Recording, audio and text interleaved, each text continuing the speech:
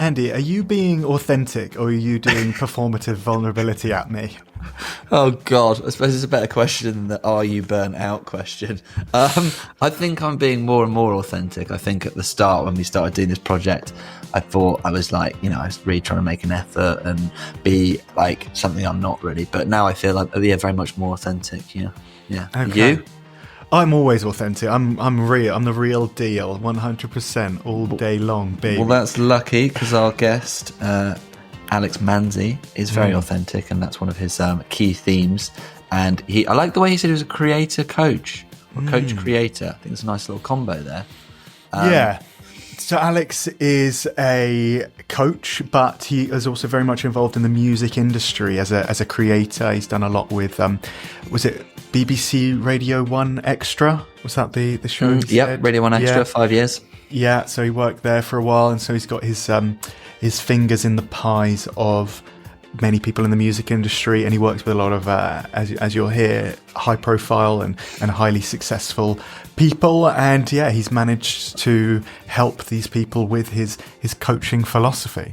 And I enjoyed his take on social media because he's a bit of a social media expert, and it was really nice to hear from him how he engages with it in a healthy way, and how when he noticed he wasn't, for example, on TikTok, he had to get rid of it completely because he thinks the entire app is designed to make you scroll and keep your attention focused on silly videos, which I'm sure it is. But I don't have it. No, I'm I one don't step have it. ahead. Don't even have to delete it. Yeah. I did hear that the TikTok algorithm is different in China than it is in the West. In China, they reward people who are like helping old ladies across the streets or, want to be astronauts or brain surgeons. Whereas in America, they reward people for like getting a football to the crotch. So they're really like just rewarding stupid behavior, whereas in China they're rewarding actually pro-social things. Quite like a mix of the two, if I'm being completely honest. An astronaut getting a ball in the crotch. An old person being helped across the road getting and a ball to the hits crotch. them in the crotch. Yeah. Okay, fine. That'd be epic. That could be good. So Alex is a coach. We're going to learn a lot about his approach to authenticity, his approach to coaching, his approach to social media, and he's also a podcaster. He has had a pretty successful podcast, number 3 in the health charts at one point. So you'll hear you'll be in the presence of someone who actually knows what how they're to doing. podcast. So enjoy enjoy that. Yeah. Well, but before we dive into the guests, I just wondered if you've been working on anything you might want to advertise, Rich. I've just got this sort of... Oh, it's funny you asked that. Yes. So I and Joseph and you, one of our previous podcast guests, have created a 12-week program, and it's going to be available from January next year, and it's going to be called Momentum, and the foundation is really breath work, but it's going to be kind of like an intro to spirituality, an intro to nutrition, an intro to exercise and biohacking. Joseph's a well-known biohacker, the founder of Runga. And this 12-week program, is really going to kickstart your journey into those types of things. If you're wondering about your nutrition, you want to lose weight, you want to find purpose, you want to find meaning, you want to know how to do breath work. And then this is going to feed into this membership we have where we'll be doing live breathwork sessions every month. There's going to be live men's work and women's work, and it's going to be also having live Momentum Live. We're going to be going into live events, probably in Austin, Texas. That will be about like a pilgrimage. The culmination of your 12-week program can be this live in person with other people who you have been growing and developing with. Awesome. Sounds great. I'm sure we'll link the details. But for now, let's hear from Alex, please. Yes. Hey everyone, are you ready to kickstart your health journey and experience true transformation? Let me introduce you to a brand new program I'm thrilled to be a part of called Momentum, created in collaboration with Runga. Momentum is a 12-week immersive coaching program designed to guide you through every aspect of health transformation, whether it's physical, emotional, or spiritual. Think of it as the foundation you need to build a life of limitless energy, resilience, and personal power. Now, you might be wondering what sets Momentum apart. Well, the core of this program is breathwork, rooted in the clinical trial I conducted for my PhD. This trial showed breathwork's incredible ability to reduce anxiety with a large effect size and statistical significance, making it a true game changer in mental health. With Momentum, you get the best of both worlds. Live monthly breathwork ceremonies that allow you to experience these benefits firsthand, and a full library of recorded sessions. This means you can learn at your own pace on your own schedule from anywhere around the world. Plus, to keep you supported and inspired, we're including live support calls with our elite team.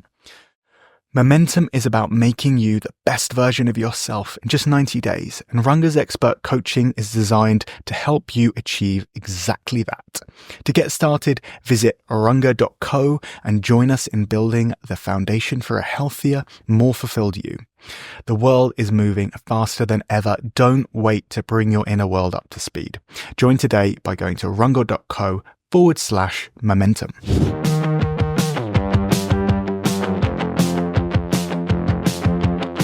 I'd like to start off with a bit of your backstory, if I may. So can you tell us how you became to be a creator and a coach in East London? So the short version is 11 years ago, I had essentially a mental health breakdown. I was 25. I'd realized that I'd been miserable for the previous probably 7-8 years of my life, even though I had a lot of the kind of, the tick box things of, I was working in advertising, I had a good job, I was saving up to buy my own place, I was in a relationship, but, going on nice holidays, all of the kind of tick box stuff that I just felt, miserable inside. And 11 years ago, I had this sort of moment where I admitted for the first time out loud, but also to myself, that I just wasn't happy.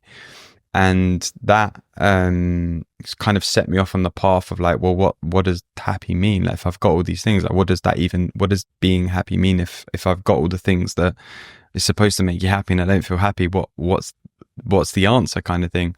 And that opened the door really for my own sort of journey of personal growth. And I got into a lot of different things. I started looking around. I tried a bit of therapy and it didn't really feel like it was clicking for me. So I started to look at alternative options. And the only thing back then, we're talking like 2013, something like that, back end of 2013, like, I was like, what do I do? So I was like, well, the only thing I could think of was, pick up a book and start to read about this stuff. So I started to research some books, and I read the sort of classics, like Power of Now, Ego is the Enemy, Chimp Paradox. Ego the Enemy might have been later, to be fair, but Chimp Paradox, like books like that were kind of like in and around that time, like fairly well known. And I just started to like see a different something about life, and then like my next step was, okay, cool, well, how can I actually apply this stuff to my life? So I started to make changes to my lifestyle, to my habits, to I stopped eating so much junk food, I stopped drinking fizzy drinks, I stopped drinking so much alcohol, I started meditating, I started exercising regularly, I started taking my health more serious, I started to what was it? There was something else that I feel like I'm not mentioning. I mentioned meditation. Just started to like improve, like, I started a gratitude journal, like just positive habits. And then essentially over time, the more I read and the more I applied, the more I started to see that my life was starting to unfold, and it started to change, and I started to feel more positive. I started to feel more sort of excited about the future, rather than having this constant like dread and worry and sort of miserable grey cloud hanging over my head. And people that I was working with at the time started to notice. So I'd since left my advertising job, and I was working then at BBC Radio 1 Extra as the social media producer, where I worked for 5 years. And people around me started to notice, like, oh, like, they'd say things like, oh, you're always so positive, like, how do you stay so calm? And I'd be thinking like, you can't be talking about me, but they were obviously noticing it. And I was, inside I was starting to feel different, but I didn't still quite believe it until other people were sort of reflecting it back to me. So then I got really curious about, what was going on. And I started listening around 2014, 2014, 15, I think, to some podcasts. So some of the podcasts I was listening to was like School of Greatness by Lewis Howes, Tim Ferriss's podcast, and it, maybe not necessarily in this order, but I was listening to a lot of Gary Vee, Oprah's podcast back then, and I was just hearing all of these really amazing stories of people who had gone through something negative in their life, be it, you know, what I'd been through, like a mental health breakdown, or it'd been like abuse, or it'd been like a huge accident in their life, and they'd overcome that and actually gone on to create something really incredible. And I was really inspired by a lot of these stories, and I wanted to kind of create something of my own.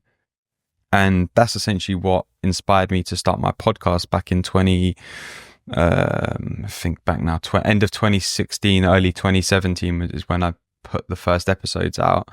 And the idea was, well, I'm listening to all these amazing podcasts out there, but a lot of the guests that I'm listening to are American, and nothing against Americans, right? But, you know, they don't sound like me. They haven't grown up like me. They don't get the things that I get. They're not into the music I'm into. They don't get, you know, it just felt a little bit distant still. So I started to look around at, okay, like what podcast is out there that's UK based that is talking about this sort of more self-development, mental health, well-being conversation. And at the time, I couldn't find one. Like there was some very successful UK podcasts, but they were more like guys and girls chat shows, you know, like mates sort of, you know, shooting the shit and having a bit of banter and sort of gossipy kind of, you know, stuff. And I was like, well, I can't find one, so I'm just going to start one. Like, I know enough people in music and who do cool things. And so I started the podcast in 2017 is when I launched it. That went really well. It went like straight into the new and noteworthy section in the Apple charts. It then eventually got featured by Apple as like their podcast of the week or something. That then propelled it into like the top 3 of the whatever the chart was called back then, alternative health or something like that. Now I think it's like health and education. And it's funny, I've still got the screenshot. There was like the Minimalist podcast, Lewis Howes podcast, and then mine. And I was like, okay, that's pretty cool. And then I know I said this was a short version, trust me, it is. And then basically when the podcast kind of blew up, people saw what I was up to. They saw the conversations I was having. They saw what I was kind of doing. And naturally people just started coming to me for help, like, and asking advice for like their career or like creative adventures or well-being or, you know, whatever. And that kind of was what opened the door for me to coaching, because I started kind of coaching people in my DMs without really knowing that's what I was doing. It was just trying to help kind of thing. And then when I started to find out more about coaching, I researched it, thought, do you know what, this is something that I think I'd be really good at, something that I'd really enjoy is helping people. I've always, you know, helped people throughout my career, through my life. And yeah, again, long story short, I got into it, started coaching, enjoyed it, and just went full steam ahead. After 18 months of kind of testing the field, I went full steam ahead in 2020. Lockdown kind of kicked me off the fence in a way. And I just thought, do you know what, I'm going for it. And I kept up with the podcast and started the business at the same time. And I made that my full-time venture. I just decided one day, right, now I'm a full-time coach and I'm going to be a full-time coach and I'm going to go out and I'm going to build a business. And 4 years later, here we are. And there's a whole nother story I could tell you of everything that's happened in the last 4 years as well. But that's the short version. Nine. Awesome. Thanks so much for sharing. Sounds like a great journey. And yeah, there's a part of me that wants to ask for tips on growing a podcast, but I don't think our listeners would be that interested. But well, you mentioned Tim Ferriss. Randomly, I got a DM, you know, in your sort of junk requests, and all it said was, Tim Ferriss turned me into a drug dealer. That was it. Hello. Nothing else. Just Good that. headline. I was like, okay, sorry. Or good. Congrats. Maybe he's showing off. Yeah. Anyway, authenticity. I want to dive into authenticity because I think you're into authenticity. So what does authenticity mean to you? I think, like, for me, it just means to be yourself, right? Whatever that is, like, you just know, like, for me, like, you know, that kind of gets thrown around, like, be yourself, like, be your best version. But like, I think it's when you're acting and being and it's more like a feeling for me, right? I just know when I'm being authentic. Like now, I'm not trying to put on a show, or I'm not trying to pretend anything. I'm just talking as me, and I'm sharing openly. Like to me, that is authenticity. Like it's just talking, being open, talking from your own experience, and sharing in a way that's, I guess, just coming from that feeling of just like an authentic place within yourself. You know, I talk how I talk. I'm not trying to sound posher, or like, I'm not trying to, you know, this is how I talk when I'm talking to my girlfriend. That's how I talk when I'm talking to my friends, maybe with a bit more swearing when I'm not on mic, but every now and then, especially when I'm watching football. But yeah, so I think that's it. I think it's just being able to express yourself in a way that feels true to you. Was there any resistance in terms of like talking openly, and maybe resistance to being your authentic self from either, I guess, within, like you thought this is a bit risky, or from other people sort of saying, you know, because you know there was obviously a change that people noticed. Did that make you feel nervous, or were you nervous about, right now I'm going to be a bit more open about this stuff? Yeah, there was a lot of nervousness around it. And I think that's probably, like, when I look back at what took me so long to admit that I was miserable, you know, 11 years ago, was probably that nervousness around, like, how is it going to be received if I share that with someone? Even if I think, like, on some level, consciously, I wasn't aware, but subconsciously I was probably aware, right? And I think that subconscious level was kind of like, there was a fear of, how is this going to be received if I actually admit this to someone, and you know, and have that conversation? Like, what is it, you know, is it going to make me look bad? Are people going to judge me, and all that kind of stuff? So yeah, I guess it took me a while in that respect. But then also, once I did start speaking about it, I remember like feeling really nervous, like telling my friends about my experience, and having that conversation with even just people close to me, like family. I don't think I've really ever properly had that conversation still with my family, if I'm honest. They know, because I talk about it a lot on my podcast and online, but I've never actually sat down and had that conversation around, this was my experience, this was what was going on. So that nervousness still exists, but you know, I try and, again, be as open as I can with it, and I can talk about it quite freely now, because it just, I don't feel like attached to it in any way. There is no nervousness there. It's just like, I can almost talk about it as if it was someone else that I'm talking about, or it's not me. It was just like, this is just a thing that happened, and it's just what it is. Even though it's benefited me in a lot of ways, right? So I think that's, for me, the nervousness comes into like play when I think about when I first was like wanting to speak. It was like, oh my God, like how's this going to be received? But actually, I've never really had a negative reaction to it, if I'm honest. Like, whenever I've told someone, like, I remember like I was going to an Arsenal game, met some friends before the game, and we were sat in a pub, and I just started telling them, and they were like, we had our beers. It was very laddish. Like, we're not like that group of friends at all. We're not like pubs and beers kind of guys. So it actually sounds quite funny when I tell the story. We were sat in this pub with our beers, and I was talking to them and telling them, and they were like, oh wow. And then one of my mates was like, yeah, do you know what? I had a similar experience and you know, he told his experience, and it was really interesting, you know, to kind of just speak in that way. And it's like almost like being able to take off the mask, you know, and just talk as me, rather than talk as the version that I'm trying to present to people. Yeah. You've said you've never had any negative experiences from being vulnerable, but I have, and I've had a lot of positive things. And you know, if you go deep into, you know, the dark edges of the manosphere with like Andrew Tate, not that I've only ever heard secondhand info about his things, but think about Chris Williamson, you know, someone I listen to a lot, and he talks about vulnerability, and he will say, he gives the example of Chris Bumstead, you know, the 7-time Mr. Olympia. he can talk about crying on his bathroom floor to his girlfriend, a week before the Mr. Olympia show, because he's already proven his competence. He's already proven to be incredibly masculine and competent. Whereas the average man, or let's say the man who's less competent than average, doesn't have that credibility in the bank to be able to be vulnerable. So I've been called weak at times by people. I've been called unstable for what I just considered showing emotion. So what's your take on that? So I got a lot of takes on this. So I think the first thing, like, I love Chris Williamson, don't get me wrong. I think I listened to his podcast. I was listening to his podcast this morning in the gym, right?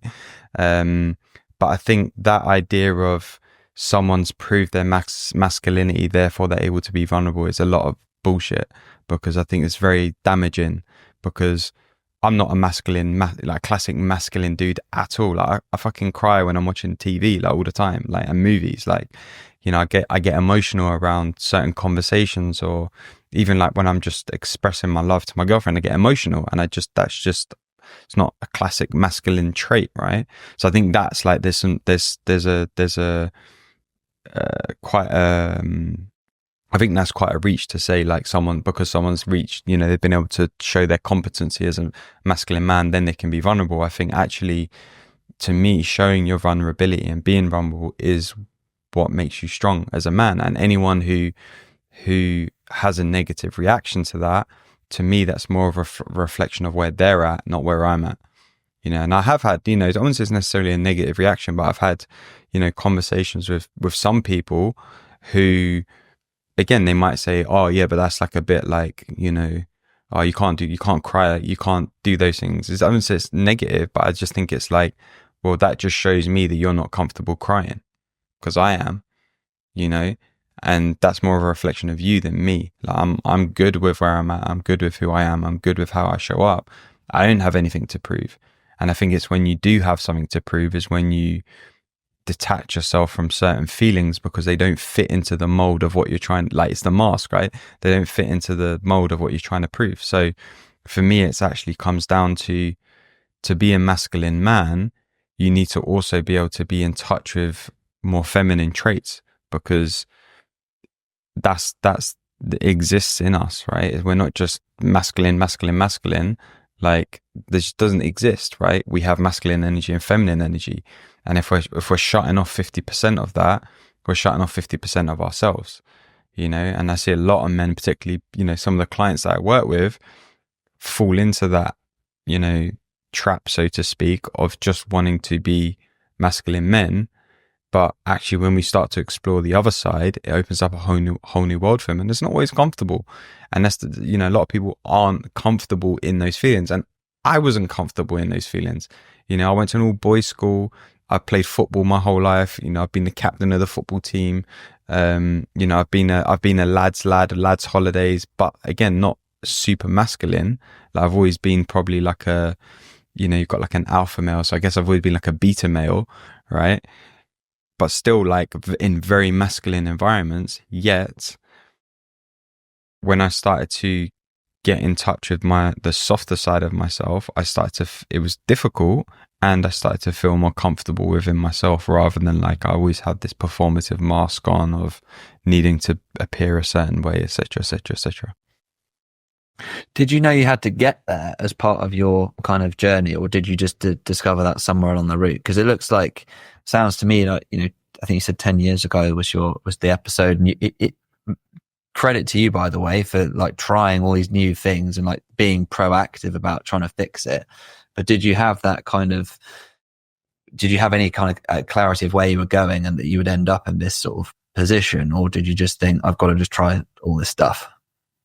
It was more trial and error, to be honest. Like, if someone had signposted it and laid out the path, that would have been great. But, I don't think that's how it works. That's not life, right? Life's a contact sport, right? You have to play the game, and you get the feedback based on the contact you get, right?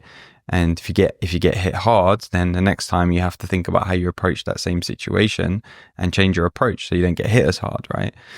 And I think, yeah, like, for me, it's funny because I was having a conversation with my coach like a couple of weeks ago, And he said that I'm like a mad scientist because I'm always like trying, like, oh, I'm going to try this. I'm going to try this. I'm going to that little, like, I'm always kind of playing with things and experimenting with things, because I know that the more that I experiment and the more that I try things, the more I find out or get clearer on what the path is. Right. So if like I talked about changing my habits and my routines, like if you look back 10, even like 8 years ago, 5 years ago, at the habits that I had in place versus now, some of them are very similar, but they've also changed over time because I've been willing to test and actually find the things that work best for me at any given time. And right now, you know, I've got like I said, a similar set of habits, but different. So, for example, I don't meditate as much as I did 5 years ago, right? I exercise more. I don't do a gratitude journal anymore. I just have like a gratitude as I try and practice gratitude as a default rather than have a specific dedicated practice to gratitude, right? I do more self-reflection now than I ever did 5, 6, 7 years ago, particularly with my business, right? Even in the last 3 months, I've been doing a lot more self-reflection in my business in terms of what's working, what could have gone better, what can I focus on more than I was 3, 4, 5 months ago, right? So that's something that I'm playing with. So I think like the more that I experiment with things, the more that I can find the things that work with me. And it's not like I think there's also a trap of trying to hyper optimize, everything and wake up and have the perfect morning routine and listen to everything that Andrew Huberman says. Again, great stuff, nothing against Andrew Huberman, but I think we can overcompensate on that stuff of like, I need to get up and have my 20 minutes of sunlight and take my beta whatever tablets and go out in the sunshine and get my feet on the grass and blah, blah, blah. And like, yeah, great, scientifically it works, but is it actually, possible, number one? And number two, have you actually tried any of that stuff to see if it makes a difference to you, rather than just listen to what someone says? Like, find what actually works for you, right? And I love my routine, and it's come through trial and error and experimentation. And that's not just like physical routines and stuff like that. It's more like I'd say mental routines, if that makes any sense. Like actually like the things that I process and how I process them, and et cetera, et cetera, et cetera. Yeah, I think there's many ways to do the right morning routine, and it certainly there's an Andrew Huberman, science-based model, but it makes me think about, the analogy of Djokovic, Federer, Nadal. All three of them, you could say, are the greatest tennis players ever, all have a completely different approach to tennis. One's really robotic, one's, really OCD, and one's really relaxed, yet they're all, almost equally excellent. So yeah, I think there are definitely ways to, have a great morning routine, and yeah, self-experimentation, self-quantification is the way to do that. I just want to lastly touch on authenticity. Do you ever feel like being authentic has become just another branding move? We see a lot of like performative vulnerability, certainly on social media these days. Yeah, I think now it has. Yeah, I think I think particularly with the rise of TikTok, right? There's a lot of like, and this is funny, right? Because I've worked as a social media producer. And I've grown social channels, quite large ones, to like hundreds of thousands and tens of thousands. And so I get a lot of it, like in terms of the approach. And I do think a lot of it is performative. And I think that, which is probably a good thing and a bad thing. It's a good thing because it's showing people who are watching it, like being authentic is good. But I think if the performative nature of it isn't coming from an authentic place, then for that particular person, it's probably not necessarily a good thing, because it's a performance, it's not authentic. What do you think? Because I think that's a really good question. Yeah, I don't like it personally. I'm like, if you want to be authentic and vulnerable, you don't need to record yourself doing that. Yeah, I think it's slightly manipulative. If you're recording yourself crying about something, it's probably premeditated, and it's probably, trying to influence people to, in a maybe like self-serving way. So, yeah, I mean, if it's organic and it comes up naturally, I imagine a podcast, there's probably a lot more vulnerability that's authentic in a podcast compared to a social media reel that's, 90 seconds of you looking at the camera. Mm. Interesting. On social media, Alex, like what I just saw recently, like last 2 weeks, the Aussie government has banned under 16s from using it, and I think there's some petition going around with under 16s. We've talked a little bit about the impact it's maybe had on younger people. How do you kind of like balance that without, how do you use it in a healthy way? Because you are very capable of using it in growing channels, as you've said. Yeah, to be honest, man, I think I've never really been like a doom scroller. Like it doesn't, like I can fall into it. This is why I got off TikTok, because I was just like, this is fucking dangerous. The whole app is geared to make you want to keep scrolling and scrolling and scrolling and scrolling, and 6 seconds, 5 seconds, 3 seconds, 20 seconds. Like the whole thing's geared towards like, where's the next hit? It's literally like crack. It's like, where's the next hit? Where's the next hit? Like, what's the next, like it's mental crack. And I think for me, the balance comes from, I know what I'm using social media for. I'm very clear. It doesn't mean I don't scroll. I do every now and then, but I'm very intentional with my scrolling. So for example, in the morning when I'm having my breakfast, I'll open up my phone, I'll go on Twitter and I'll read the football news, see what's going on. I'll see what the injury updates or whatever, right? Just whatever's there, right? Like even the fantasy football thing, I just have a look, see what's going on, and I'm very intentional around what I'm using it for. And then I have times during the day where I go on and I just have a little scroll, but it will never be more than 5 minutes, like never more than 5 minutes. And if I catch myself more than 5 minutes, I just stop straight away, because I'm getting sucked into a hole here, which is my brain is telling me it's great because it's getting the fucking crack that it wants, but it's not actually that good for me. And everyone that I speak to, and again, this isn't like a dig, I completely understand it because I can also relate. Like everyone I speak to these days is like, oh, I think I'm ADHD. I think I'm ADHD. I'm not fucking surprised, because your phone is teaching you to want to move on to the next thing every 5 seconds. Like you can't keep attention because we're being shown that having a short attention span is a good thing. It's a good thing. It's a good thing. So we're constantly being diverted to the next thing, be it, WhatsApp notifications, be it, Instagram notifications, be it scrolling on the feed, be it emails, be it like there's just so much going on all the time. Not surprised. Like I don't think it's, people necessarily having ADHD. I think our brains have become accustomed to that as a default because of the way we engage with our phones and stuff. And me too. I'm not saying I'm different, right? I'm saying I can relate. And I think like if we can, like for me, like having clearer boundaries around how I'm using my phone and being more intentional. Like I'll even put in sometimes, like, it sounds really funny, in my diary, I'll put in like 20 minutes, like during my working day, where literally all I'm doing is going on social media, particularly Twitter, to go on my feed, scroll through, comment to the friends that I've made there, leave a comment to some of the interesting stuff that I see, and then I'm out again after 20 minutes. And that's it, right?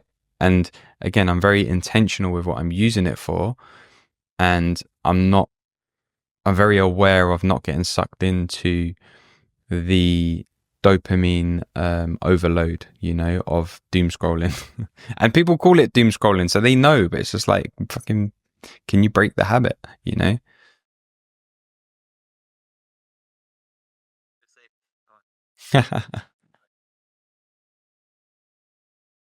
Yeah.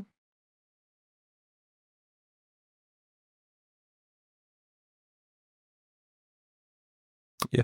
And I see it, you see it, right? Like, and again, this isn't a dig at anyone, right? Because I completely understand, but you see it with, young kids. Like it's easy for a parent to put an iPhone or an iPad in front of them to keep a kid distracted and quiet. But what's it doing for their brain is it's teaching them, okay, yeah, okay, next video. All right, cool, next video. Okay, cool, I'm going to watch this. Okay, next video. Like it's teaching from an early age to like have distracted focus, right? Whereas actually, when we grew up, and I'm assuming we're all around the same age, right? We had things like Lego, or like, stuff where you had to spend a bit of time on, to actually accomplish something. And it's not like, okay, I'm going to do like 2 bricks of Lego. Okay, now I'm going to play a little bit of Scrabble, and then I'm going to go over here and I'm going to move some chess pieces, and then I'm going to go over here and I'm going to, do this puzzle, and then I'm going to go over here and start this painting. And then that's essentially what's going on. But it's happening in people's minds, and it's not happening physically out in the world. So yeah, I think it's a massive problem, huge problem actually.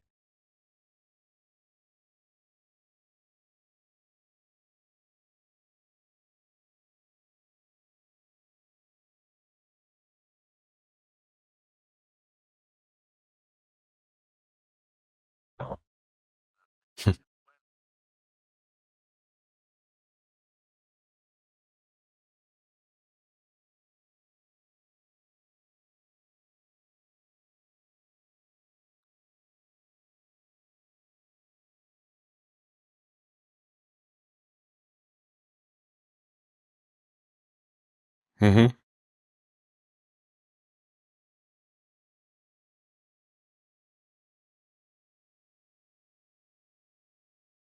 Mm.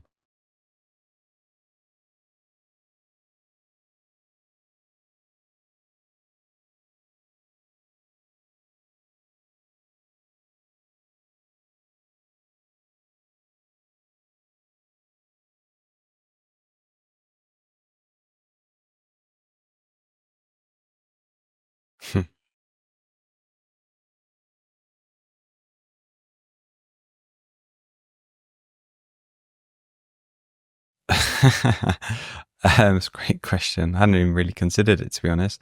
I think for me, like I've always had social media. So I'm like a Facebook kid with growing up on MySpace, right? So like I've always had social media to some aspect. And when I actually started to share more openly and almost document my journey was, like again, like 10, 11 years ago. And actually when I started to share online was probably 8, 9 years ago. But I just started to share stuff that was interesting to me. Like I actually started a whole separate Instagram account where I would just find quotes that I liked. I would post them, and I would write a caption underneath as to why I like that quote, and that was it. And I used to post some of those on my Instagram account, and if you scrolled far enough back, you probably see some of them. And I would just document things like, I was listening to this podcast. This was really interesting. This is what I got from it. And I was just sort of sharing my journey. So it wasn't from a place of like, look how amazing I am. I've got all the answers, because I definitely don't. It was more of a place of like, here's some really cool stuff that I'm learning. I want to share it with you because A, it's helpful for me to kind of deepen the learning for myself. But B, if it's also helpful for you, then yeah, amazing. So even now, like, when I create content, I probably do it in a slightly more like teachy way, but it's also coming from a place of like, this is something that I've learned recently. This is something that it's not just information that I've read online, then I've tried to regurgitate it and make it into a video, which is probably what a lot of people do. It's me actually saying, this is something that I've been experimenting with. This is something I've learned, that I've applied, that I've seen how it's made an actual change in my life. And here's how it might be helpful for you as well. And I'm approaching it from that place, rather than like, hey, look at me, I'm on the top of the mountain. You should all come up to the top with me because it's so great up here. It's like, no, like I'm walking the path with you. I might just be a couple steps ahead, but I'm just sharing what's going to be helpful if you want to, move along the journey with me. Interesting. Funny you mentioned walking the path. I've just finished another retreat that Rich sent me on. That was exactly what it was called, walking the path. Yeah, I was kind of like curious about the social media thing then. What is like coaching? What you mentioned that people are coming to you. Could you like profile how they're approaching you through social media? Is there like any kind of pattern that you're seeing in terms of the kind of clients you're getting, the demographic you're attracting, or is it just a real range of people who've just seen your content and think, yeah, this guy's... Yeah. So it used to be quite a range of people. Now I would say it's a little bit more refined, because I think my content is more refined in terms of like the things that I'm talking about just relate to different people. That when I'm starting to talk about like creative burnout and you know, being a high achiever and, you know, trying to balance kind of presence and performance and stuff like that, you know, it speaks to different people. That's not speaking to Sally who works in the post office.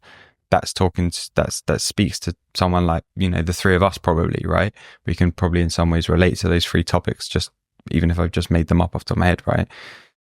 So naturally over time, I think my content has become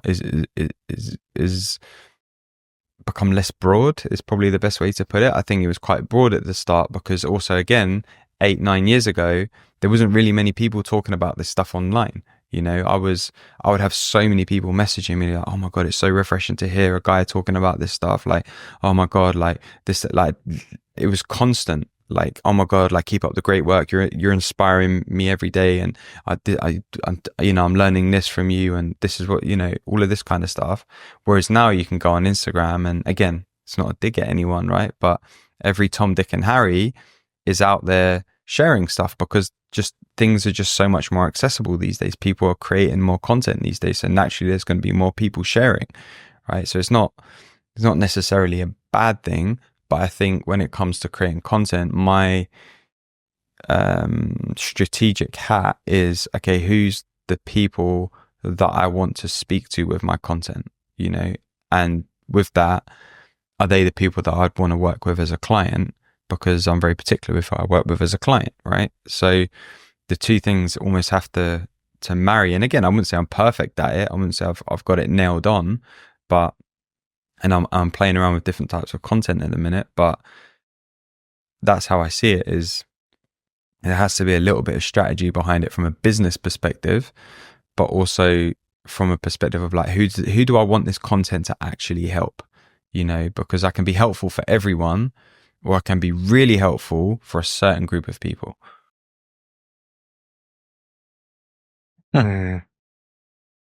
Yeah. Andy, I just want to say I really like you holding the pen and asking your questions. It looks just like Jeremy Paxman. I like this vibe for you. Oh, really? Yeah. I do like to write little notes and little tangents. Yeah. Thanks for noticing. It looks very serious. Yeah.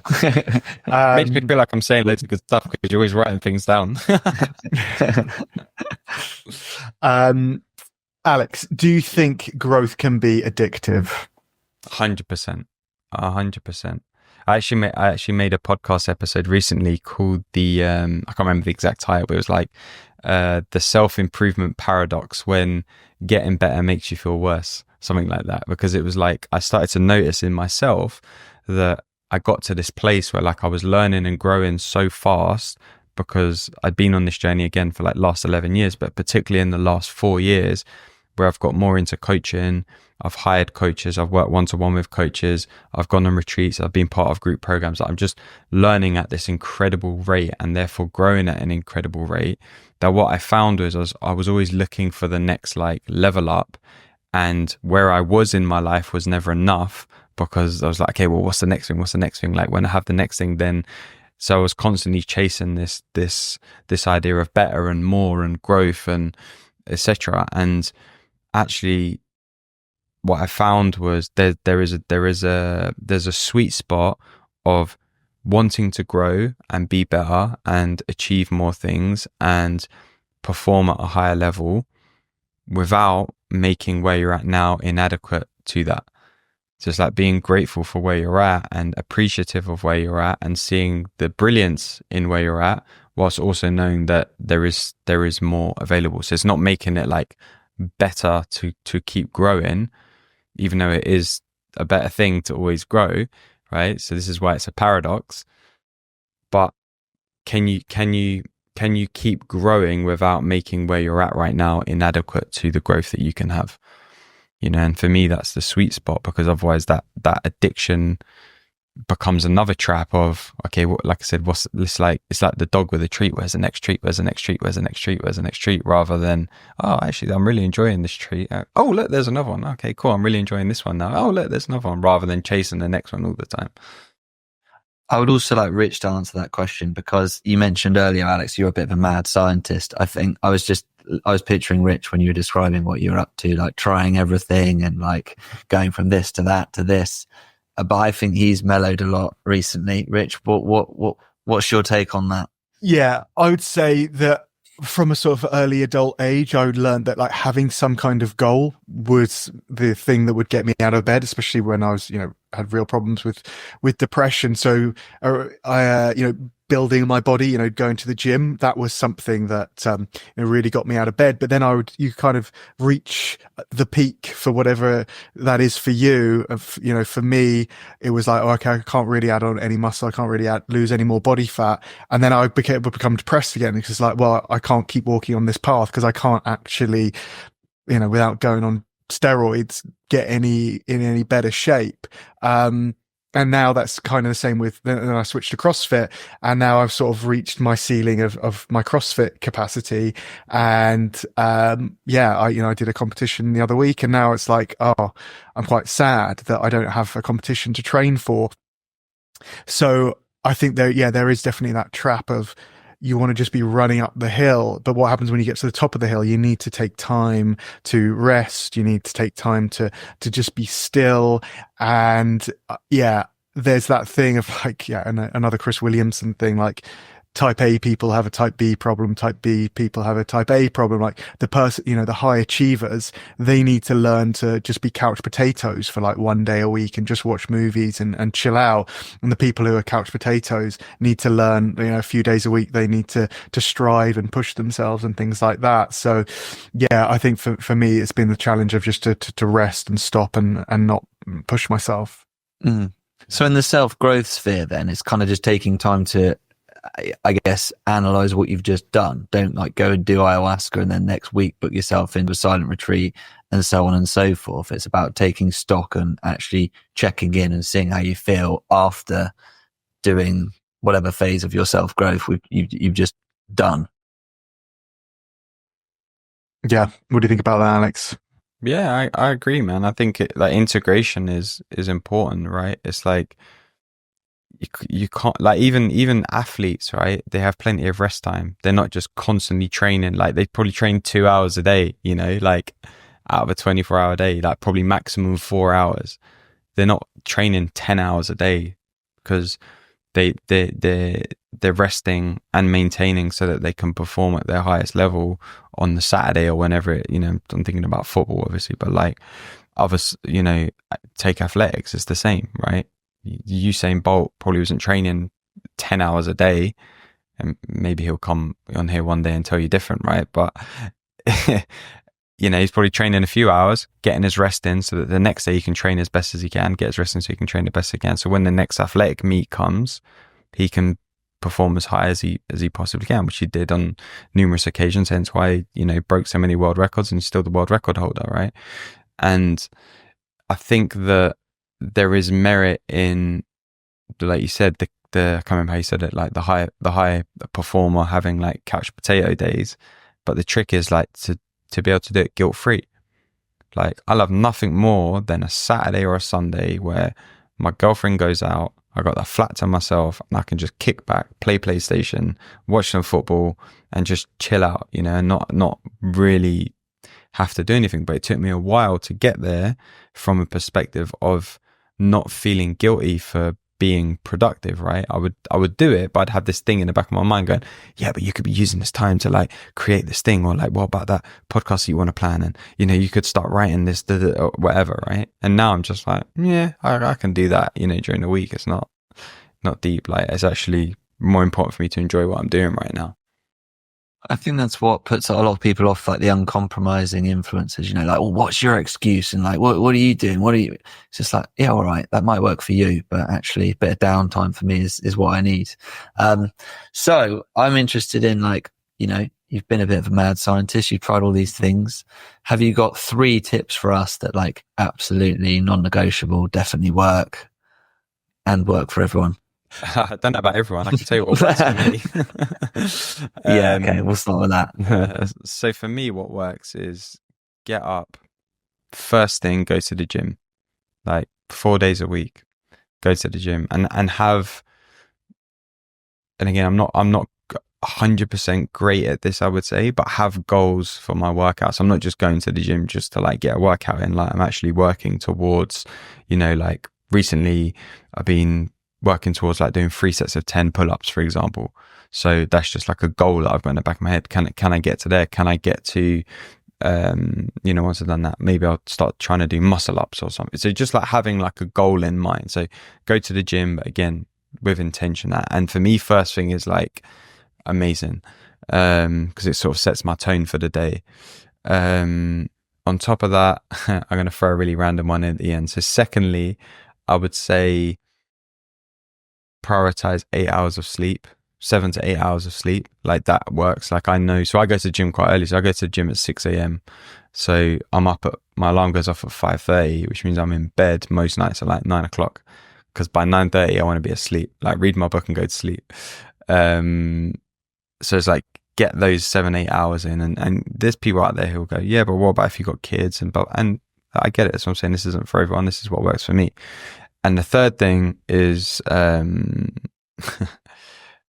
I'm going to change the third thing. I was going to say drink 3 liters of water a day. That just keeps me like on it, and only have 1 coffee in the morning. But the third thing I'm going to throw in is self-reflection. That's really been working for me a lot, like weekly self-reflection. Just sit down. I sit down at the end of the week on a Friday. Last thing I do before I close my laptop, normally about 3 o'clock on a Friday, 3:30, something like that. And I say, okay, what went well this week? And I list out everything that went well. What could have gone better? And I list out everything that could have gone better. What's my focus for next week? And I list out, it's normally like 2 or 3 things. And then I review my calendar and I look at, okay, how many coaching conversations did I have? And I just look at like things that relate to my business. How many coaching conversations did I have? How many new people did I connect with? How many hours did I spend in conversation with people? Stuff like that just relates to my business. And answering those questions provides so much clarity for me in terms of on a week-to-week basis, but also an opportunity to look back and really reflect on, okay, what can I change? What can I tweak? Like where could I have seen something different? Where could I have showed up differently, or wherever it may be? So I'd say self-reflection is that third one. And not in any level of importance either. They're just 3 things. Okay. Yeah, and there's a lot of different avenues for getting self-reflection. Yeah, obviously journaling, therapy, coaching, men's groups. Yeah, those types of things. Is there anything that you think doesn't work? Something that's sort of held up as a truth that everyone should believe, but actually you're not so sure about? Yeah, there's quite a few, but the one that jumps out straight away is like, and I'm trying to think how to word it, but like this sort of like over celebrated idea of like hyper productivity, like being productive all the time. Like I get what people are pointing at, but I think more than trying to be productive, and what people take that for is being busy, is like actually focus on the things that really matter. And you'd be so surprised, like a lot of the clients that I work with are like high achieving men, they're entrepreneurs or they're business owners, or they work very high up in sort of, corporate companies, like MD sort of level, or CEO or owner. and it's like, there's a lot of similar traits that I see, which is like the answer to most of their problems is to work harder. Right. And straight away I'm like, well, that's not the answer. Like, because you're telling me if you work harder, then something will happen and something else will happen and something else will happen. And then you can spend more time and be more present with your wife and kid. It doesn't work like that. You have to prioritize the things that are really important to you and make sure that you're doing the most effective things with your work time, so you don't feel like you have to work harder. So you want to actually have more time to spend with your kid and your family, and stop neglecting your health and get your exercises in, and take your lunch break, and what's other classic ones, like Just like eat well, like don't have like a quick, easy, grabbable lunch. Like actually take time to prepare a nice lunch. And, when you're with your family at the end of the day, or your partner or whatever, like be present. Don't be thinking about work. Don't have your email notifications on and your phone on the table and like everything pinging off. Like leave your laptop in the other room. Like all of this stuff is actually having that balance of the priorities is what actually makes you productive, because you become more focused with the time that you do have at work, because you're focusing on the actual things that you need to be doing, especially when you're higher up in, or running a business, rather than just the busy work, the nitty gritty stuff that you don't really need to be doing and is taking up your time and taking you away from the important things in your life, like your health and your family. Mm. Nice. Yeah. I actually saw someone who's getting absolutely rinsed in the comments, but he was basically saying that he splits his day into 3 days of 8 hours, and like therefore he gets 3 days for everyone's one. And just like, what on earth are you talking about? Was that kind of hyper productivity thinking? I was just like, you are actually a muppet. Yeah, I think that's probably like a take on something that Gary Vee's kind of said quite a lot, is like, you've got 24 hours, you spend 8 hours sleeping, you spend 8 hours at work, taking 2 hours, an hour to travel there and back, at an hour for dinner, and you've basically got like 5 hours left of your day. Like, what are you doing with those 5 hours, kind of thing? It's probably like a version of that. I'm sure he meant well. It was just like, he basically said he has 3 times more days than anyone else. You just think, no, that's not quite right, mate. If it works for him, it works for him. Yeah. I was also hoping you'd say, when you're like, what doesn't work, I was really hoping you'd say conscious connected breathing. That's been Rich's life for like the last 10 years. That'd be so I should have good. been quicker with that. I'm really hoping. I was like, fingers crossed. Meditation is trash. No, I'm joking. I love meditation. So what's next for you? What's your sort of medium term goal, future goals? So the mission I'm on at the minute, to be completely honest with you, is transforming the approach to well-being and productivity in the music and creative industries.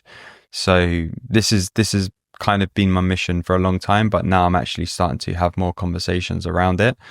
And particularly in the wake of like the Liam Payne news from a couple of weeks ago, and having worked in the industry and knowing artists and knowing how the industry works, just looking at it from an outside perspective now, and also from a coach's perspective of like, how can that be happening? It's 2024. Like, where is the support? Like, if I was working with him, we wouldn't be having that conversation.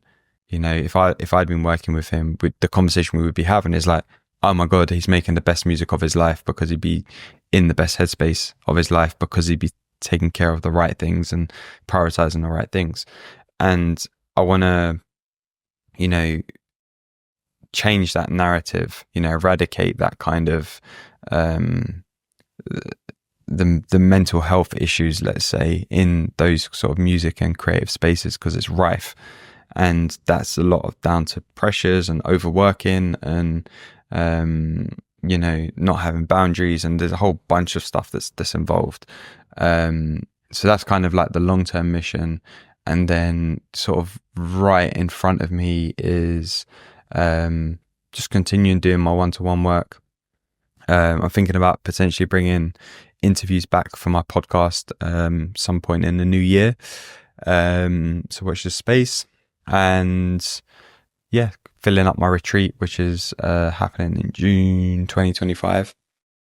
And they're the kind of most awesome things. Can you give us a bit more details about the retreat? Yeah, so I'll give you the kind of nutshell version. So it's like a 6-month group program, because I think I've been on retreats where you just turn up for the day and it takes half a day to kind of get to know everyone and feel comfortable in the space and all of this. So what I like to is have it set up like a group program. So actually there's 4 months prior to start to get to know the people who are in the group with you, through group calls, through connecting with people in your own time, through and a bunch of other stuff, so that when we get together for the 6 days that we spend in France, because I host it in France, south of France, everyone's already showing up into that room feeling like family. It's not 7 strangers, including me, showing up. It's 7 friends, 7 people who are already connected, ready to get together and do some really meaningful work and make some meaningful changes in people's lives, be that mindset, be that habits, be that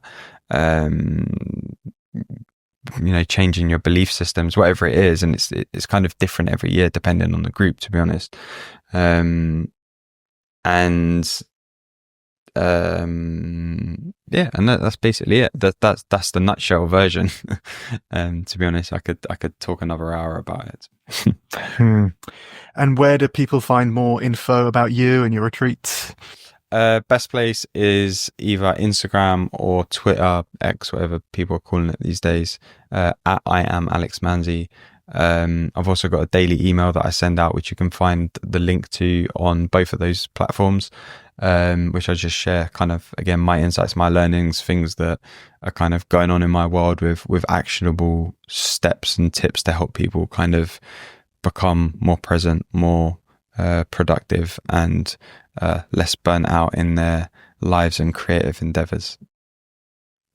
Very Awesome. good. Well, all right. Well, all of that.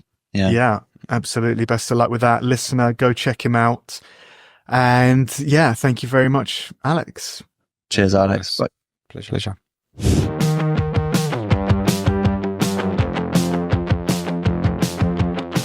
What a lovely young man.